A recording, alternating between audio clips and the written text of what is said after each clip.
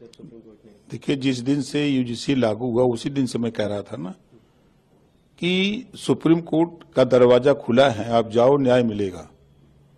उसी दिन से मैं कह रहा हूं, सरकार भी आपके पक्ष में है। सरकार ने भी ये कहा कि हम केंद्रीय शिक्षा मंत्री ने भी कहा कि हम कमेटी बना देते हैं, 15 दिन में जो रिपोर्ट आएगी, जो संशोधन करना होगा कर लिया जाएगा, जो रिपोर्ट कहेगी, जो संस्तुति आएगी।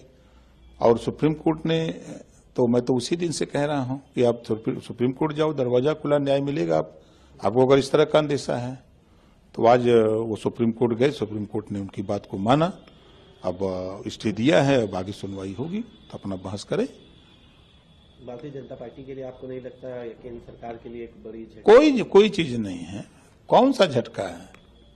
देखिए, सरकार भी तो बात मान रही है कि कानून बनता है, अगर कानून संशोधन होते हैं ना, अगर कोई गड़बड़ी है तो उसके लिए तो भी अदालत है ना, अदालत ने फैसला दिया है ना। हम तो सुबह भी यही बात कहे थे कि भाई सुप्रीम कोर्ट में अपनी बात रखने का अधिकार सबको है, आप जाइए, न्याय मिलेगा। तो सुप्रीम कोर्ट ने बात को समझा और समझ करके वो स्टे लगाया। बरेली के जो मजिस्ट्रेट थे अलंकार अग्निहोत्री, जिन्होंने इस्तीफा दे दिया और तमाम बातें कही, वो कह रहे हैं कि ये बहुत बड़ी जीत है, इसे जीत बता रहे हैं। देखिए, वो इस्तीफा नहीं दिए हैं, वो राजनीतिक ड्रामा कर रहे हैं, किए थे। इस्तीफा दिया जाता है कोई बीमारी कारण हो, व्यक्तिगत कारण हो, पारिवारिक वजह हो, इसके लिए लोग इस्तीफा देते हैं। और कोई शंकराचार्य बैठे हैं प्रयागराज में, शंकराचार्य से उनके नौकरी से क्या मतलब है? यूजीसी से मुद्दा बताएंगे? यूजीसी को भी नहीं, यूजीसी भी तो उनका क्या इशू है? उनका तो कोई इशू नहीं है। वो इस हवा में अपना नेता बनने की कोशिश किए और इसी वजह से अगर वास्तव में जो इस्तीफा देने के कारण होते हैं वो कारण दिए होते तो वो इस्तीफा उनका स्वीकार कर लिया गया होता। लेकिन ये तो सिर्फ राजनीतिक ड्रामा कहते हैं इसको।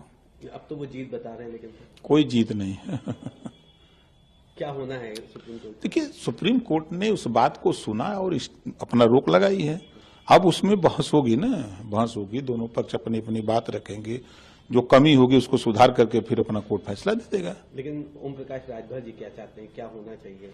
नहीं, देखिए, अब सुप्रीम कोर्ट के फैसले पर कोई उंगली नहीं उठा सकता। सरकार संविधान से चल रही है। संविधान के पहले पन्ने पे लिखा है समता, स्वतंत्रता, बंधुत्व, न्याय, पहले पन्ने पे लिखा हुआ। उसी आधार पे प्रदेश की सरकार चल रही है, उसी आधार पे केंद्र की सरकार चल रही है। दोनों सरकारें संविधान की बदौलत चल रही हैं। तो संविधान सर्वोपरि है और उसमें सुप्रीम कोर्ट सर्वोपरि है। तो सुप्रीम कोर्ट के फैसले पर कोई उंगली नहीं उठा सकता।